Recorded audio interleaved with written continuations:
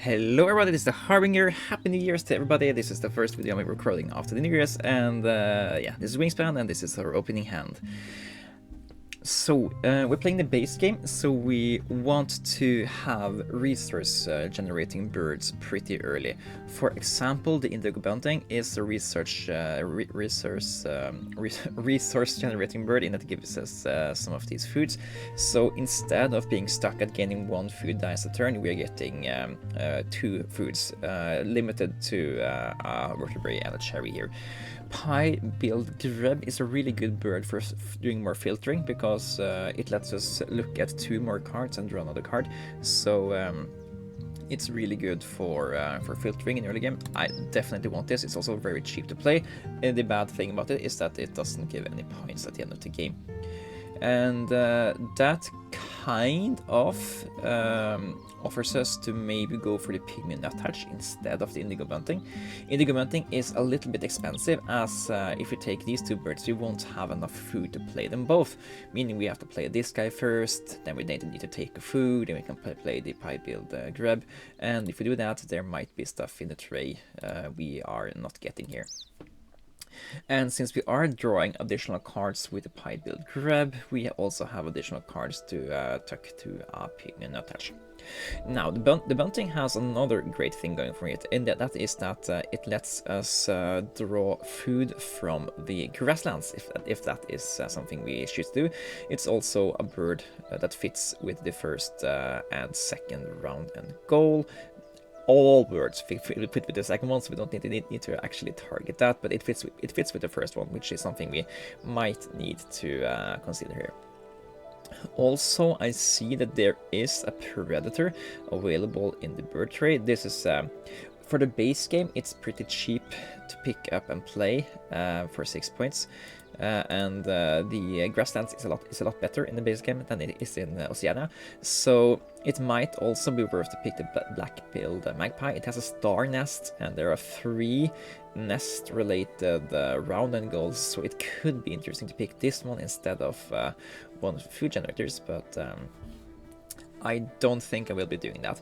There's also the ruby-throated hummingbird in the tray, which can help us gain access to the third column. If we just, for example, pick the pipe grub, take the pygmy nuthatch, or the bunting, then we could place the ruby-throated hummingbird. We could do it in the grasslands, then we can take indigo bunting in the grasslands. I actually like the idea of that. That way we have 2 of these bowl nests. We gain 2 food every time we go to the grasslands. We gain lots of eggs. We run the risk of the opponent taking it if we don't spend our first turn taking it for ourselves. Is that something I'm willing to do? I don't know. Falconer though. This is a really good bonus card. So I'm gonna take that. It basically means that all of these birds are worth 2 more points. So let's see. I'm going to go for what we talked about here. Let's take the indigo bunting, take the pie-billed grub, pick up the ruby-throated hummingbird, and then we are utilizing these 2 birds' ability to find food in the grasslands. I just have to think a little bit more through it before I'm committing to this. So only the hummingbird will be able to pick up rodents, which we will need to play a lot of these birds. Maybe we play these guys instead. We can tuck the cards we don't like. Yeah, I think we put these 2 birds in the forest, play stuff like this in the grasslands, and have a good game out of that. Yeah, it's a little bit back and forth there, but this means it makes it so that we can get everything out a little bit earlier here, and it's not that reliant on us getting this guy, so we can afford to play out this guy before picking this guy up. Okay, if the opponent takes it, it's fine.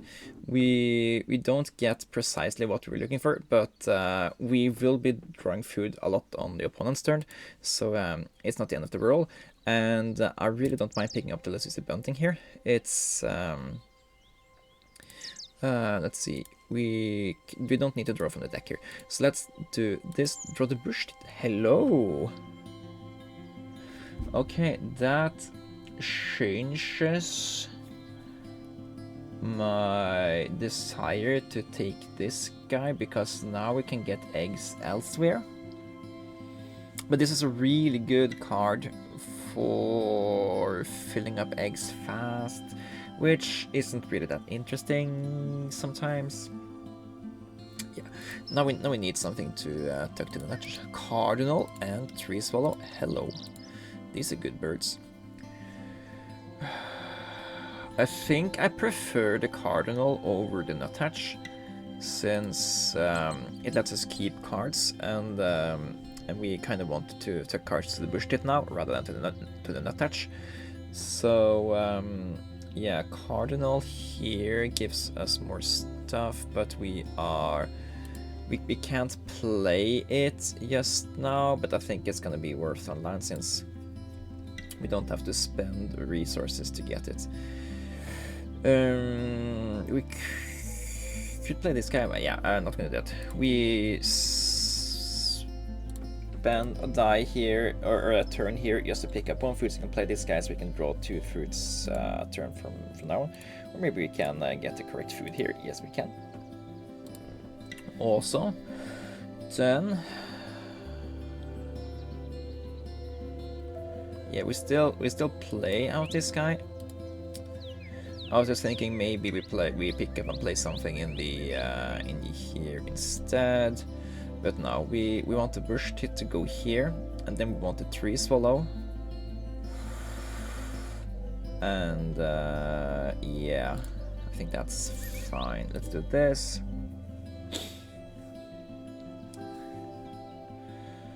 And we take all the 3 correct food we can. So I guess we take vertebrae, since that's getting us closer to the tree swallow. Play out the bush tit. Eat the northern cardinal egg. And then we can start getting stuff going here. Now, we only want to tuck cards. I feel really punished for not going grasslands with Elizabeth Bunting here, because this would have been such a good combo. We can still go for it if we so desire. The Gull is considered a really good card. Let's simmer on that for a little bit. We could do the Elizabeth Bunting and the Franklin Gull. They will come online much later than what we already have. Yes, we have that ready. So we would be here at 3 eggs, getting 5 eggs, getting 4 eggs and 2 cards. 4 eggs and 2 cards needs 4 more food to come online. Currently here we are gaining, we're looking at 4 cards. We are ending the turn with 2 cards and 1 egg more than we had. 2 cards, 1 egg versus 4 eggs and 2 cards.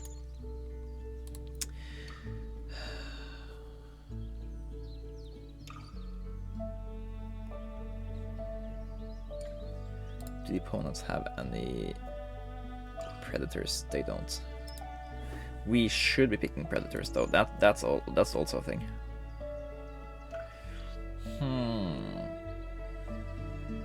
It's really tempting to skip lanes here.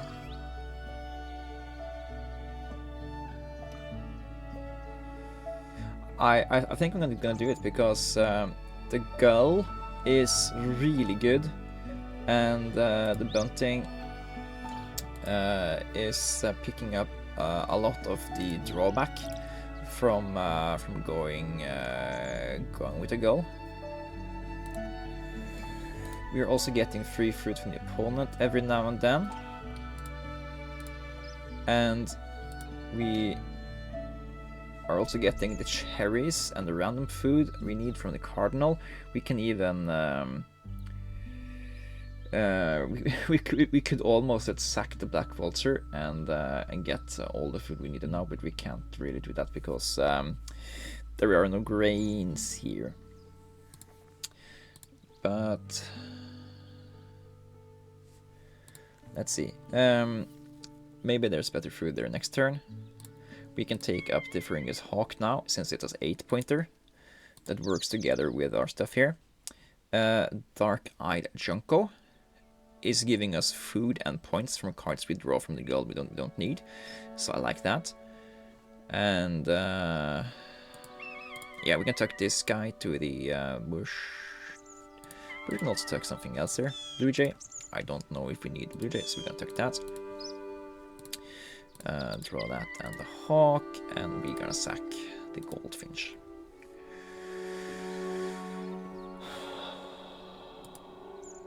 Okay, we are getting ourselves another vertebrae here. Okay. Oh, it's a long first round. I had to do lots of things in here. And there's a killdeer too. That's a little bit excessive though, so I'm not gonna take the killdeer because we already have the Gull, and I think it's excessive to take another one of these. We do want the grains that are available here now, so we are gonna take both of them, I think. And now we suddenly have enough food to play almost all of these three before we have to do anything else. So then it's ordering. We do Dark-Eyed Junko first. Yeah, we do have enough. We kind of have to spend the rodent for the Gull if we don't get anything for free from the opponents, but we can maybe do that. So I'm gonna give the opponent one more chance to give us the food for free. They didn't. There are another rodent here, so I'm gonna pick that up, get the free cherry, spend the free cherry at the Gull. Then we are gonna have rodents for. Okay, there it is. Okay, take a fish since that's falconer appropriate. Play out the Gull for a cherry and a fish. And should have been eating these eggs maybe first. No, because we need it for the next round and go. And now we can start to really cook. We lay eggs. Let's lay eggs into your nest. Eat one egg. Pick up a barn swallow, maybe. It's a star nest for the next run and goal. And for the bunting, it fills up this habitat. Nice, yeah, it's fine. Lay 2 eggs, and we are tucking the barrow skull knife here. Happy we get that, not the opponent. Now we have enough eggs to lay more stuff. Let's take that thing. Play out the Feringus Hawk as an 8-pointer. We don't care about eggs just yet. And I feel we have a really powerful thing coming on here. So after you play this barn swallow, we have the possibility to activate this habitat here 10 times. That's really strong. The only thing that's bad, and we even get the possibility to cycle a grain into here for another egg. But we are gonna run out of egg space pretty fast, so we do need to have a plan for.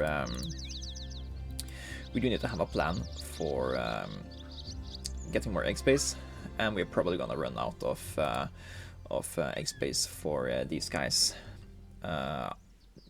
not too long. But other than that, I think, yeah, because if we activate this 10 times, we are laying 50 eggs. So we're well, 4, 5, 6, 5, 6. Yeah, we're laying 60 eggs. So we don't have the space for that. So we do need to play more stuff. But we are getting free. We're getting free eggs, free food from the opponent.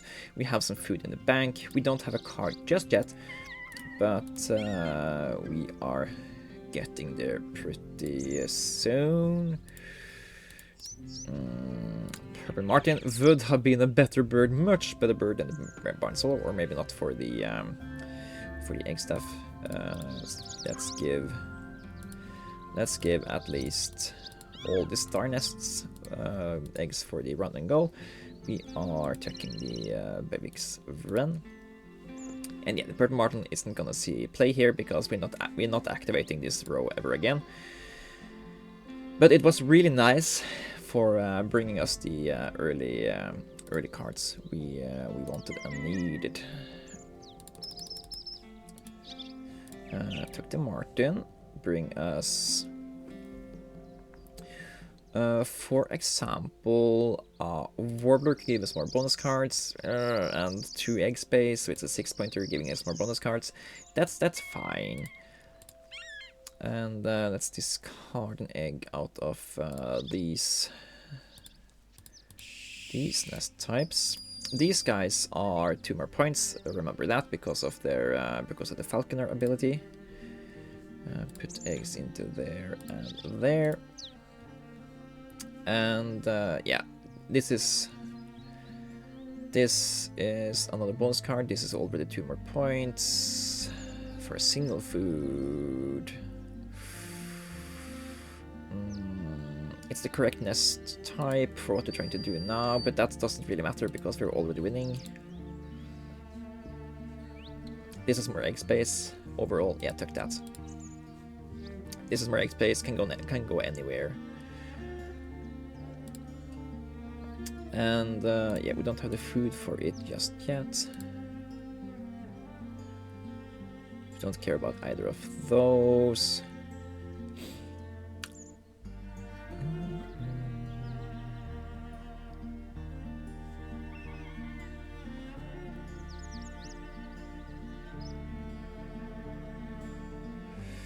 I'm just thinking if I want to play it now or later.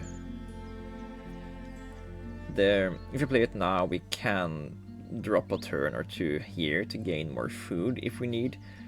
I don't think that's something I want to do though. I think I want to rely on getting grains and getting stuff from the opponent's hummingbird. So yeah, and the opponent doesn't have a food bird, so they are destined to give us food here from and to eternity. Okay, put eggs into there. Let's take the warbler. Get a black-necked stilt.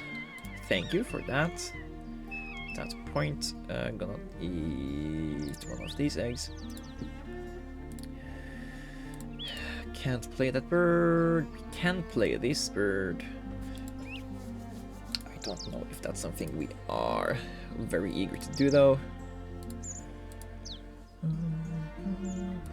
But that's the least promising bird.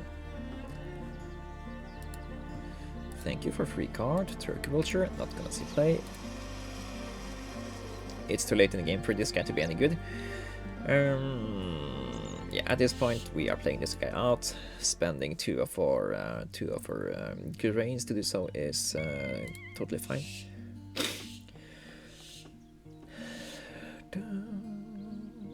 And getting more free stuff. Take another rodent for our future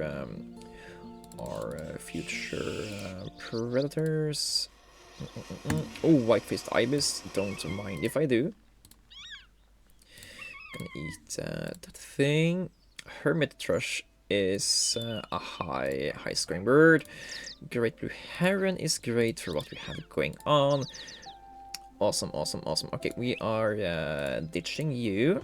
Okay, so what just happened? We need three worms to play out those two guys, which is a really good combo for us. They are worth 13 points in themselves, and this guy's also 2 more points for the falconer. So really happy about picking up that. This guy is just a 7-pointer with a star nest. I don't think it's relevant anymore. So, or that is that relevant for us anymore, because I think we just need the egg space and we need to play out high value targets here. So, do we have enough food to actually play this out just now? We might do. We have both the fish we need, we have one of the vertebrates, and we have 4 more food here. So we could play these, spend all our food at it, spend 3 eggs, be at 17 eggs, 15, 16, 17, 18, 19 egg space. 19 egg space, 4 turns left. 4 turns, we lay 5 eggs.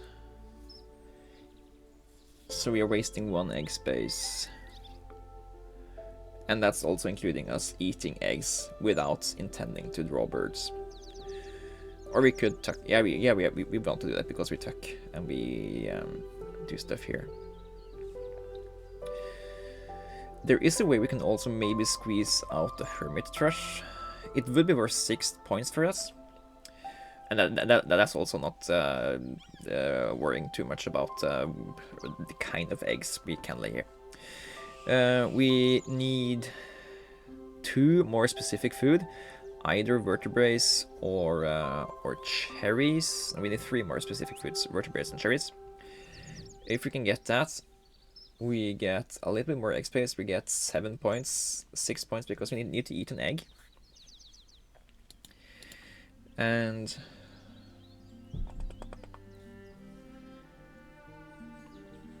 I mean, we need 2 more because we can also just lay eggs there. We get 1, 2, 3, 4, 5, 6, 7 points going here though.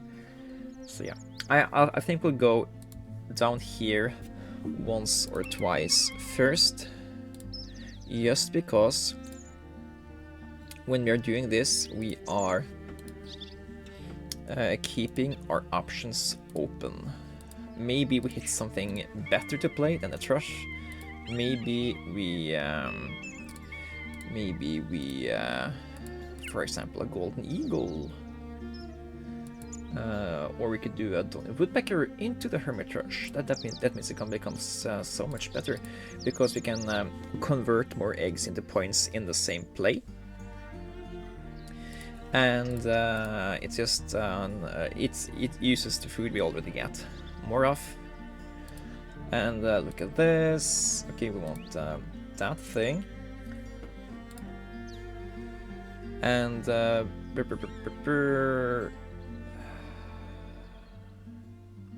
and now we're just so much closer to playing these guys for what they actually cost. Yeah, we can't go down here anymore because we're spending up all our space here. But we can play down woodpecker into the hermit thrush, getting us to 3 dice plus the cherry. Doing that once would probably give us the food we need to play the white-faced ibis, the great blue heron, and maybe also a golden eagle. So I'm game to try that. Play out this guy for a drain. We are eating eggs out of these nest types whenever possible. Play out the hermit thrush for vertebrae and not fish, grains, and I guess we also do a rodent here. And like that. Okay, so we need 2 worms and I messed it up. But we can do heron into golden eagle instead, because we got kind of lucky instead. I'm pretty sure the opponent hasn't played 5 birds in the forest since last time I checked. So yeah. Okay, not ideal, but we are still on the same trajectory here. We just weren't lucky when it came to what we're playing here. But Golden Eagle also gives us 10 points, the same thing as the Ibis would have done. So this is fine for me.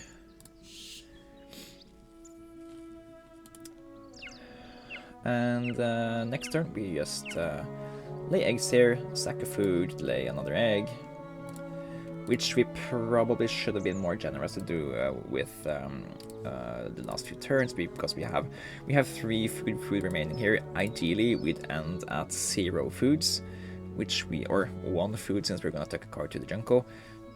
So we didn't do too good at that, but it's fine. Maximize the amount of eggs you can put into the nest, because we are actually tying here. So 1, 2, you have max, and there are no more star nests, so yeah, sure, let's just do this here. Took you, draw you, just 1 pillow, roll these, thank you for more points. You don't need to eat more eggs, lay 2 more eggs, 1 there and 1 there, and tuck the trumpeter and gain a grain, and that's the final round. I feel that round 2 pivot was the entirely correct thing to do. We could have kept going with the wetlands there, because we had a really good setup for a wetland engine too. But in the base game, if you get access to good grasslands cards, you should probably just play grasslands, because grasslands is a little bit of imbalanced in the base game. And I think this is going to be a 100-point game at least, so just to prove that, yeah, 118 in the base game is pretty slick. This is what I get on average in Oceania, and that's just off the Bunting and the Franklin Gull here. Gull here. So we lay so many eggs, and the fact that 3 of these round end goals are egg laying tasks is also adding to our score quite a lot, especially these 2 last ones, since we had a 5 bird habitat here, and you just laid so many eggs, had so many star nests. Winning these 2 is 13 more points. It's, as long as the opponent is also on board, it's basically only a 6-point gain on the opponent. But if the opponent wins, they gain a gain on us, so it's like a 12-point swing. But in terms of raw score, it's pretty good to make sure you win these. And yeah, Falconer is also a good bonus card. We didn't really pimp it up too much, but I think we did quite a good job this game. And yeah. Pivot to good birds when you see them. It could work, and yeah. But you need to be aware of what you can gain, what you're giving up, and how fast you can get on board with what you're gaining. So we did the analysis. We had the Bunting and the Gull, and we had the possibility to pick both of them up. So we looked at, okay, if we play only those 2 birds, what do we get? We get 4 eggs a turn and 2 cards. Here we get 1 egg and 2 cards. And it's like, are those 3 additional points worth in the future, in a few turns down the line? We needed more food, we didn't have a proper thing set up here. Was that worth going in at this, compared to just continuing down here and building up a forest? And the thing that made it for me is that we could get this online fast enough that we would only lose 2 or 3 turns completing the setup, and the fact that the opponent had a ruby-throated hummingbird, and they were generous with giving us food. That meant the drawback of this costing a lot to set up wasn't really that bad, And the thing is, Hawk here, he isn't. We don't really play him for his activated ability, because this is a bad ability. We play him for the fact that he is working together with Falconer, so he's already 8 points, and he gets us one step closer to finishing the habitat. Having a finished habitat is very good, because it just gains you access to these higher tier rewards here. And even play bad birds, or when you're playing the base game, you can't hope for the dream habitat. You have to play the birds you're given. And yeah, we did that. We get 118 points, and I hope that you enjoyed and learned something from this playthrough. Anyways, I've been the Harbinger. This has been Wingspan. We're playing on Steam. Happy New Year's to everybody, and I will see you guys in the next one. Take care.